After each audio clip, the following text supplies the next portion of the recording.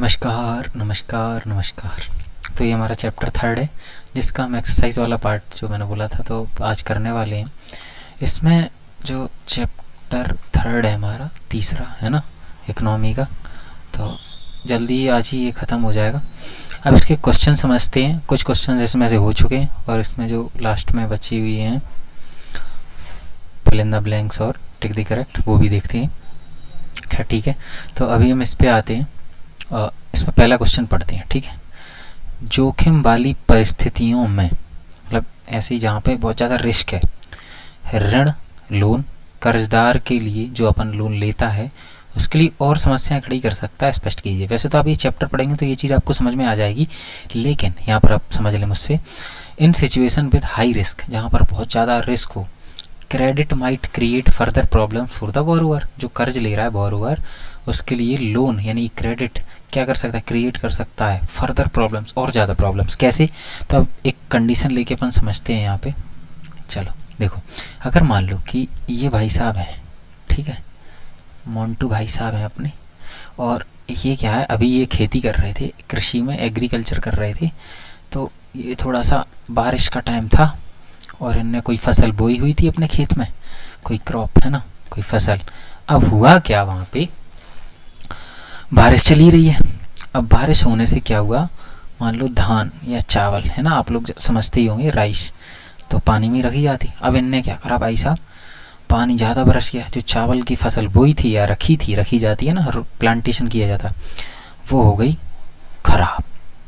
अब इनके लिए कंडीशन हो गई खराब, क्योंकि अब इनके पास पैसा भी नहीं है ना। और जो इनने फसल पहले रखी थी ये भी कहीं से उधार लेकर आए थे। अब एक तो ये प्रॉब्लम पहले से है। अब ये सोच रहे हैं कि अब चलो फिर से रख देते हैं। अगर मान लो बारिश का सीजन ही है और बारिश और हो गई तो फिर क्या होगा, फिर तो फसल फिर चली जाएगी, है ना, चली जाएगी नहीं, अब चली जाएगी। और पहले से ये कर्ज में डूबे हुए हैं, पहले से ये लोन तले दबे हुए हैं, है ना, और ये फिर से लोन ले आएंगे तो ये प्रॉब्लम बढ़ जाएगी कि नहीं उनके लिए। तो यही वो कह रहा है कि जोखिम वाली परिस्थिति, अब जोखिम वाली परिस्थिति तो है, कर्जदार हैं तो और समस्या खड़ी हो जाएगी, ठीक है। In the situation with high risk, अब हाई रिस्क तो है, और भी अपन कंडीशन ऐसे सोच सकते हैं, हाई प्रॉब्लम्स हो सकती हैं, ठीक है। अच्छा, दूसरा क्वेश्चन देखो, मुद्रा आवश्यकताओं के दोहरे संयोग की समस्या को किस तरह सुलझाती है। हाउ डज मनी कैसे सॉल्व करती है प्रॉब्लम किसकी, डबल कोइंसिडेंस ऑफ वर्ड, आवश्यकताओं के दोहरे संयोग की। ये कहानी तो अपन को वैसे ही पता है, एक तरफ मोन्टू दे एक तरफ चिंटू दे, तो बस अगर मान लो 3 लोग हैं, भाई प्रॉब्लम जब आपको पता है तो सॉल्यूशन भी आप सोच सकते हो, ठीक है। मान लो एक चीज़ चाहिए जो इनके पास, एक चीज़ चाहिए जो इनके पास, तब तो ठीक है नॉर्मली हो जाता था। लेकिन मान लो दूसरे के पास है ही नहीं, तीसरे के पास है, या ख़राब हो जाती है वो चीज़, तो फिर उसके लेन देन के लिए आपको क्या करना पड़ता है, एक ऐसी चीज़ यानी कि पैसे की मदद लेनी पड़ती है ना। तो ये थोड़ी चीज़ आपके सोचने वाली है, बाकी मुझे बताने में कोई दिक्कत नहीं, और ये टॉपिक हम कर भी चुके हैं, तो अभी इसको मतलब ख़त्म ही करते हैं, ठीक है। अब इसके थोड़ा सा आगे चलते हैं, है ना, आगे यानी कि तीसरा क्वेश्चन देखते हैं अपन। तीसरा क्वेश्चन, ठीक है, तीसरा क्वेश्चन, अतिरिक्त मुद्रा वाले लोगों और ज़रूरतमंद लोगों के बीच बैंक किस तरह मध्यस्थता का काम करता है, मतलब मीडिएटर का काम कैसे करता है। बैंक कैसे मीडिएट करता है, जो ज़्यादा पैसे वाले लोग हैं, सरप्लस मनी जिनके पास ज़्यादा है, दोज हु नीड मनी जिनको ज़रूरत होती है। ये क्वेश्चन हम पढ़ चुके हैं पूरा सा, बढ़िया से मैंने पढ़ाया था ना, उसमें एक बीच में बढ़िया बैंक थी, इधर लोग जमा करने आते थे, इधर से पैसा और लोन लेने आते थे, है ना, ज़रूरत होती थी, फिर इनको वापस मिलता था और ये वापस बैंक को जमा करते थे, ऐसे करके हमने समझा था, ठीक है। तो ध्यान आ रहा होगा, तो ये क्वेश्चन भी हो चुका है। अच्छा, तो ये देखो अगला क्वेश्चन बहुत अच्छा है। 10 रुपये के नोट को देखिए, इसके ऊपर क्या लिखा है, तो सबको ही पता है भैया, नोट किसने नहीं देखा, पैसा किसने नहीं देखा है, बताओ भैया किसने नहीं देखा। ये रहा नोट, यहाँ लिखा होता है कि नहीं, रिजर्व बैंक ऑफ इंडिया, ध्यान है, भारतीय रिजर्व बैंक। तो आप लोग थोड़ा सा यही है, इसमें कुछ और बड़ा टफ आंसर नहीं है, टफ क्वेश्चन नहीं, आप लोग इसमें कुछ और भी चीज़ें थोड़ा सा नोटिस कर लीजिएगा, मतलब नोट को ठीक से देख लीजिएगा, मेरा मतलब ये है, ठीक है। होगा तो सबके पास ही कि इतना गरीब है भैया कुछ नहीं है। अबे यार, अगर 10 रुपये भी नहीं है, फ़ोन 10,000 का लेके पढ़ रहे हो चलो अगला क्वेश्चन देखते हैं। हमें भारत में ऋण के औपचारिक स्रोत, औपचारिक तो पता है ना, बैंक वगैरह ऐसे, ठीक है। अच्छा हाँ, उस दिन मैं भूल गया, तो सहकारी जो समिति होती है कोऑपरेटिव्स जो होती हैं वो कैसी होती हैं, औपचारिक होती हैं। लेकिन जो सेल्फ हेल्प ग्रुप थे यानी कि स्वयं सहायता समूह थे वो कैसे होते हैं, वो होते हैं अनौपचारिक। ठीक है, तो दोनों बात समझ में आ गई। सहकारी समिति औपचारिक और स्वयं सहायता समूह सेल्फ हेल्प ग्रुप अनौपचारिक। ये कोऑपरेटिव्स फॉर्मल है ना। कोऑपरेटिव्स कैसे होते हैं, formal, self help group informal. खैर, हमें औपचारिक स्रोत क्यों बढ़ाना है, तो सोच के देखो यार। क्योंकि क्या होगा कि अगर मान लो अनौपचारिक स्रोत हुए और गरीब लोग, कोई मान लो जैसे यहाँ पे समझते हैं, जैसे मान लो अपने चिंटू भाई साहब हैं, ठीक है, ये गए लोन लेने। ठीक है, अब क्या होता है कि हर जगह अगर बैंक नहीं है, हर जगह बैंक नहीं है तो क्या करेगा, अपने आसपास दोस्त रिश्तेदारों इनसे ही लेगा ब्याज, लोन लेगा, है ना। तो अब ये लोग क्या करेंगे, गिरवी रखी हुई चीज़ को ये मान लो कि लूटने की कोशिश करते हैं, है ना। और जो ब्याज की दर होती है वो भी बहुत ज़्यादा लेते हैं, बहुत परेशान भी होगा हमारा चिंटू, है ना। और अगर मान लो कि बैंक जैसी कोऑपरेटिव्स यानी कि सहकारी समिति जैसी जगह ज़्यादा दर पहुंच जाएं तो क्या होगा, लोगों को आसानी से ब्याज मिलेगा, लोन मिलेगा, ब्याज की दर भी कैसी होगी, कम होगी। जो गिरवी रखी हुई चीज़ है उस पर भी उन्हें सिक्योरिटी रहेगी कि भाई साहब हमें मिल जाएगी, है ना। तो ऐसा ही कुछ है। तो ऐसा इसका आंसर शायद इन नोट्स में है, तो यहाँ देखते हैं। हमें भारत में ऋण के औपचारिक स्रोतों को बढ़ाने की जरूरत क्यों है, तो वही लिखा हुआ है ना। तो ये आपस में बढ़िया से आराम से पढ़ लेना। दूसरी ये ऋण सभी लोगों को प्राप्त हो सके, है ना, सबको पहुंचाए। और अभी भी ग्रामीण परिवार की कुल ऋण आवश्यकताओं केवल 50% दे पाता है, मतलब जो लोग हैं उनकी केवल 50% पूर्ति कर पा रहा है, बाकी इन्हें अनौपचारिक ऋण लेना पड़ता है और उनकी ब्याज की दरें बहुत ज़्यादा होती हैं। ठीक है, तो ये भी समझ गए आप लोग। चलो, तो अगला क्वेश्चन क्या है, तो क्यों बढ़ाना है हमें, क्योंकि उनके लोन पहुंचाना है हमें उन तक, है ना, और उनकी ज़रूरत पूरे हों और ब्याज दर भी उन पर कम लगे। ठीक है, तो अभी हम इसके आगे पढ़ते हैं। गरीबों के लिए स्वयं सहायता समूह, ये क्वेश्चन हम कर चुके हैं। ठीक है, तो यहाँ इसको हम टिक करते हैं। ठीक है, ये हो चुका है चैप्टर, और इसमें देखते हैं what is the basic idea behind the SHG, है ना, ये कर चुके। What are the reasons why the banks might not be willing to lend to certain borrowers? Banks इच्छा नहीं करती हैं willing to lend, उधार देने की, to certain borrowers, कुछ उधारदाताओं को, कुछ जो कर्ज लेने वाले होते हैं, कर्जदारों, कर्ज देने के लिए तैयार ही नहीं होते बैंक। क्यों नहीं होंगे भैया, देखो क्या क्या कारण हो सकते हैं। या तो हो सकता है कि वो जो व्यक्ति है वो बहुत ही गरीब हो, है ना, बहुत गरीब हो भैया, कर्ज नहीं चुका पाएगा, इसलिए हो सकता है। दूसरी कंडीशन क्या हो सकती है, हो सकता है कि उसके पास कोई गिरवी चीज़ रखने के लिए कुछ हो ही ना, है ना। तीसरा, सस्पेक्टेड हो, भाई साहब पता नहीं, क्या पता भाग जाए लोन लेके, है ना, ऐसा भी तो हो सकता है ना। बहुत ज़्यादा मतलब रीपेमेंट नहीं कर सकता, उसके पास जो कोलेट्रल है ही नहीं है देने के लिए, तो क्यों देंगे भैया। सस्पेक्टेड है, लोन लेके क्या पता चले गायब हो गया, तो ऐसे में बैंक नहीं देते हैं। इसका आंसर भी है शायद इनमें। हाँ, तो यहाँ कहाँ देखते हैं,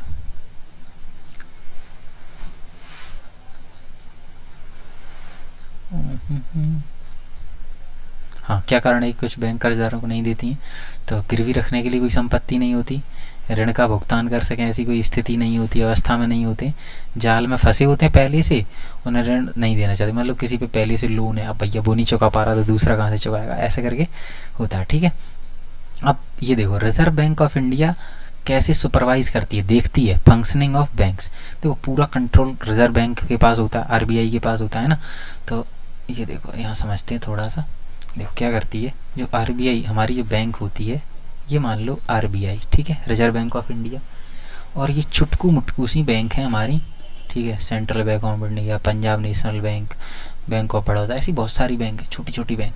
अब ये क्या करती है, इसको देखो पूरा रजिस्ट्रेशन रखती है, पूरा डाटा रखती है कि भैया तुम क्या कैसे कर रहे हो, है ना। इनसे कहती है भैया लोन तुम जो कर्ज है वो गरीब लोगों तक पहुंचाओ, गांव तक पहुंचाओ, है ना। तो ऐसे देख रेख करती है। आप लोग थोड़ा अभी बस ऐसे ही समझ लीजिए कि जो कहती है कि भैया तुम्हारे पास जो पैसा जमा हो रहा है, मान लो 100 रुपये जमा हो रहा है, तो इसका कुछ % तुम खुद के पास रखो, ऐसा नहीं पूरा लोन में दे दिया, वरना लोगों को कैसे देखोगे, और ब्याज की दरें कम रखो। तो ऐसे करके बहुत सारे रूल्स रेगुलेशंस हैं जिनके द्वारा क्या करती है RBI, reserve bank of India, भारतीय रिजर्व बैंक, छोटी छोटी बैंकों पर कंट्रोल करती है।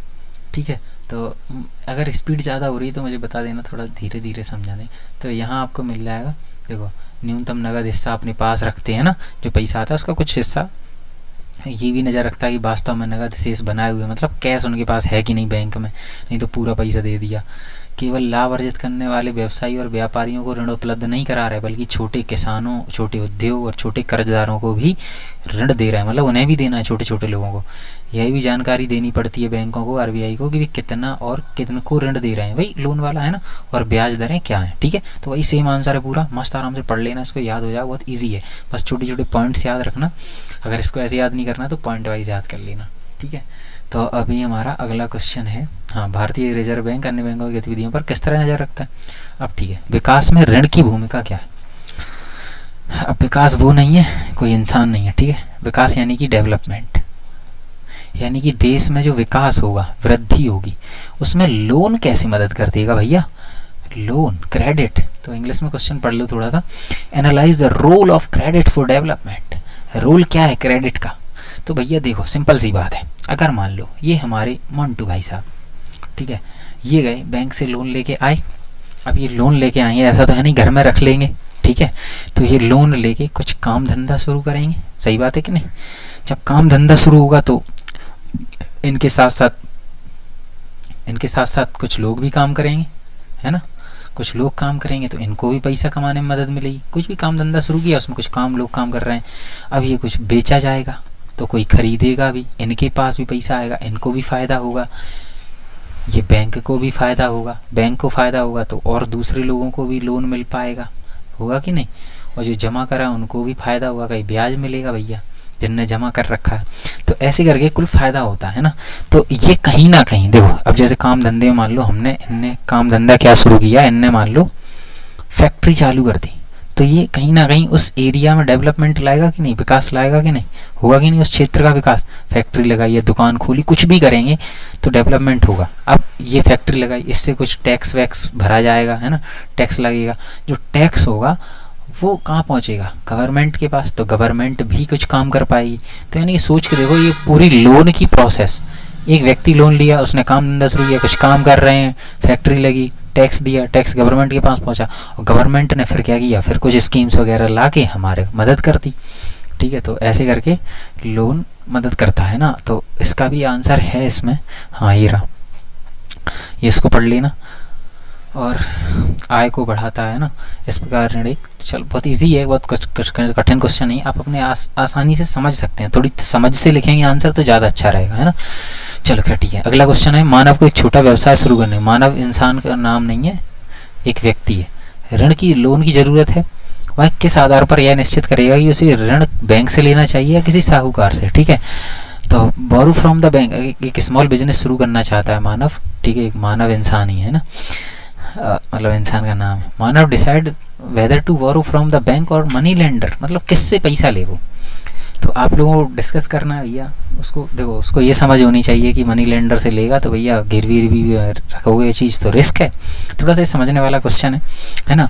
और अगर बस ये पेपर में आने के चांसेस कम है, ये जो ऊपर हो चुके हैं और जो मैंने नोट्स में लगाए हुए हैं उनके ज़्यादा चांसेस हैं। ठीक है, तो ये बैंक से लोन लेगा या फिर मनी लेंडर से, क्यों, वो भी आपको पता है कि बैंक से लेगा बढ़िया रहेगा, फ़ायदा होगा, नहीं तो फंस जाएंगे। वाई माइट बैंक्स, अच्छा ये question, in India 80 about, Bharat में 80% किसान छोटी किसान है, बहुत छोटी छोटी, मतलब उनके पास ज़मीन नहीं है या ज़मीन है तो बहुत कम है, तो जिन्हें खेती करने के लिए ऋण की ज़रूरत है, मतलब उन्हें लोन की ज़रूरत है। ठीक है, उन्हें क्रेडिट लेना है, लोन चाहिए, क्रेडिट फॉर कल्टीवेशन, खेती करने के लिए। तो इसके 4 ऑप्शन हैं। तो बैंक छोटे किसानों को ऋण देने से क्यों हिचकिचा सकते हैं कि भैया उनके पास ज़मीन अमीन नहीं है, चुकाएंगे कैसे, रिस्क है ना। ठीक है, दूसरा भी स्रोत कौन से जिनसे छोटे किसान कर्ज ले सकते हैं। छोटे किसान देखो बैंक के पास जाएंगे तो फिर वो दिक्कत होगी, वो देंगे नहीं, वो कहेंगे अरे भैया तुम्हारे पास तो है नहीं, तो फिर वो आसपास लोगों, रिश्तेदारों, साहूकारों, मनी लेंडर से ले लेते हैं। ठीक है, उदाहरण देकर स्पष्ट कीजिए किस तरह ऋण की शर्तें छोटे किसानों के प्रतिकूल हो सकती हैं। तो हमें थोड़ा एग्जाम्पल देके ये बताना है किस तरह ऋण की जो शर्तें पढ़ी थी हमने, छोटे किसानों के प्रतिकूल। अब देखो छोटे किसान के प्रतिकूल मतलब अपोजिट। ठीक है, what are the other sources from, ये तो पढ़ लिया। Example, how the terms of credit can be unfavourable, मतलब उनके फेवर में नहीं है। कैसे, देखो बात समझो भैया, तुम्हारा छोटा किसान है, छोटी सी ज़मीन है, ताज़ा, अब उसकी जो टर्म्स की क्रेडिट क्या क्या थी, ब्याज की दरें, है ना, इंटरेस्ट रेट्स क्या रहेंगी, तो भैया 8% सुन के वो चकरा जाएगा। ठीक है, डॉक्यूमेंट्स उसके पास भैया है ही नहीं कोई डॉक्यूमेंट्स, कागजात वगैरह, है ना। और क्या था हमने पढ़ा था, कोलेट्रल यानी कि समर्थक ऋण आधार, है ना, समर्थक ऋण आधार समझ लेना बस थोड़ा। तो समर्थक ऋण आधार उसके पास है ही नहीं, छोटी सी ज़मीन है भैया, तो इस थोड़ी सी समस्या रहती है ना। सुझाव दीजिए किस तरह छोटे किसानों को सस्ता ऋण उपलब्ध कराया जा सकता है। तो आप लोग बताना कैसे उपलब्ध कराया जा सकता है, कैसे गवर्नमेंट हेल्प कर सकती है। Suggest some ways by which small farmers can get cheap credit, उधार कम कैसे ले सकते हैं, मतलब कम ब्याज दरों वाला उधार कैसे लेंगे, बैंक से। बस आप लोग थोड़ा सोचना। चलो अब हमारे आते हैं फिल इन दी ब्लैंक्स और हमारे टिक दी करेक्ट। तो पहले देखते हैं, choose the most appropriate answer. Okay, स्वयं सहायता समूह में बचत और ऋण संबंधित अधिकार निर्णय लिए जाते हैं। जो स्वयं सहायता समूह था वो मैंने किसका बताया था, बैंक का था नहीं ना, गैर सरकारी संस्था नहीं, सदस्यों द्वारा ही तो लिया जाता था। तो इसका आंसर क्या है, सदस्यों द्वारा, है ना। NASSG self help group most of the decision regarding saving and loan activities किसके द्वारा लिए जाते थे, उसके मेंबर सदस्यों के द्वारा, ठीक है। ऋण के औपचारिक स्रोत में शामिल नहीं, फॉर्मल में देखो बैंक तो आता है औपचारिक में, सहकारी समिति भी आती है, तो कौन नहीं आता है यही तो बताना है। तो नियुक्ता नहीं आता, इसका आंसर क्या है, नियुक्ता। इंग्लिश में देखते हैं, formal sources of credit does not include, कौन नहीं है, बैंक तो आते हैं भैया, कोऑपरेटिव्स भी आते हैं, तो कौन नहीं आता है, एम्प्लॉयर्स नहीं आते, किसमें, फॉर्मल सोर्सेज में, ठीक है। अब आते हैं फिल इन दी ब्लैंक्स। अच्छा यहाँ मैंने इस चैप्टर में यहाँ नोट्स में भी आपको दे रखा है, ठीक है, ये देखो सदस्यों द्वारा और नियुक्ता, ठीक है। तो ये देखो यहाँ पे अब आते हैं फिल इन दी ब्लैंक्स। समझना, परिवारों की ऋण की अधिकांश ज़रूरतें अनौपचारिक स्रोतों से पूरी होती हैं। कैसे परिवारों की, गरीब, है ना, गरीब या निर्धन, कोई एक लिख लेना, ठीक है, जो गरीब है निर्धन है, यानी कि majority of the credit needs of the, कैसे घरों की, परिवारों की, पुअर फैमिलीज़ की, है ना, मेट फ्रॉम इनफॉर्मल सोर्स है, क्योंकि फॉर्मल से तो इन्हें मिलता नहीं है, पुअर लोग हैं, मतलब लेते नहीं है, कुछ भी कह लो, या परेशानी आती है उन्हें। तो ये देखो, ऋण की लागत ऋण का बोझ बढ़ाती है। अब देखो कैसी, कम या ज़्यादा, अगर ज़्यादा ऋण की लागत होगी तो ज़्यादा बोझ बढ़ेगा, मतलब ज़्यादा। Cost of borrowing increase the debt burden, जो डेट का बर्डन है, कर्ज का बोझ है, वो बोरोइंग बढ़ा देती है। कैसी, कैसी कॉस्ट, मैक्सिमम, है ना, ज़्यादा, मैक्सिमम। अच्छा हिंदी में अधिकतम, यही होगा, एक बार और मैच कर लेना आप लोग, यहाँ मैंने नोट्स में किया हुआ है ना, हाँ दिया, देखो अधिकतम निर्धन, ठीक है। अब देखो बहुत इजी है, समझना बस। अब किताब में ऑप्शन दिए नहीं है, पेपर में भी नहीं आते हैं, तो आपको थोड़ा सा दिमाग से लॉजिक लगा के भरना पड़ता है। अब यहाँ देखो, केंद्रीय सरकार की ओर से करेंसी नोट जारी करता है। तो अब कौन नोट जारी करता है, करेंसी नोट, तो बहुत सिंपल है, आपने अभी 10 रुपए के नोट वाले क्वेश्चन में क्या पढ़ा था, RBI, reserve bank of India, यानी कि भारतीय रिजर्व बैंक, ठीक है, पूरा लिखना, आप मैंने तो ऐसे शॉर्ट में लिख दिया। तो बैंक देखो, अब अगला है, अच्छा यहाँ पे देखो, बैंक यहाँ पे इश्यूज करेंसी नोट्स, कौन इशू करता है, RBI, ठीक है, RBI। चलो हिंदी में यहाँ देखते हैं, बैंक डॉट डॉट पर ब्याज देने वाले ब्याज से ऋण पर अधिक ब्याज लेते हैं। तो ऋण पर अधिक ब्याज लेते हैं, हमने पता था, मतलब जिसको हम कर्ज देते हैं, जिसको लोन देते हैं, बैंक चार्जेस है higher interest rate on loans, ज़्यादा लोन पे चार्ज लगाती है interest rate, then what they offer on, वो किस पर कम देते हैं, जो जमा होता है उनके पास, जमा पैसा होता है ना, कोई जमा करने आता है, डिपॉजिट, है ना, डिपॉजिट पर वो, ये पेपर में आ चुका है MP बोर्ड में, है ना, तो ध्यान रखना, डिपॉजिट में पैसा कम, लोन कम देते हैं, ठीक है, और जो लोन कम मतलब ब्याज कम देते हैं, और जो लोन देते हैं लोगों को उस पर पैसा ज़्यादा लेते हैं, तभी तो कमा पाते हैं। ये हमने पहली वीडियो में आंसर क्वेश्चन समझा था, ठीक है। डॉट डॉट डॉट संपत्ति है जिसका मालिक कर्जदार होता है, ठीक है, मालिक कर्जदार है, जिसे वह ऋण लेने के लिए गारंटी के रूप में इस्तेमाल करता है। भैया वैसे ही समझ में आ गया क्या है, समर्थक ऋण आधार, ठीक है, तो समझ में आ गया। ये देखो, dot dot is an asset that borrower owns and uses a guarantee until the loan is repaid to the lender, मतलब उसको लेंडर को चुकाया नहीं गया हो तब तक देना पड़ता है, जब तक चुकाओगे नहीं तब तक नहीं मिलेगा। तो ये क्या था, कोलेट्रल, है ना। तो ये हमारा आज का ये 3rd चैप्टर भी खत्म हो गया, तो ये आप लोग कर लेना, और ये क्वेश्चन एक्टिविटी के लिए तो आप लोग कर लेना, और ये क्वेश्चन भी मैंने पूरे करवा दिए, तो ठीक है, समझ में आ गया होगा आई थिंक। तो अब हम नए चैप्टर के साथ मिलेंगे। जय हिंद, थैंक्स।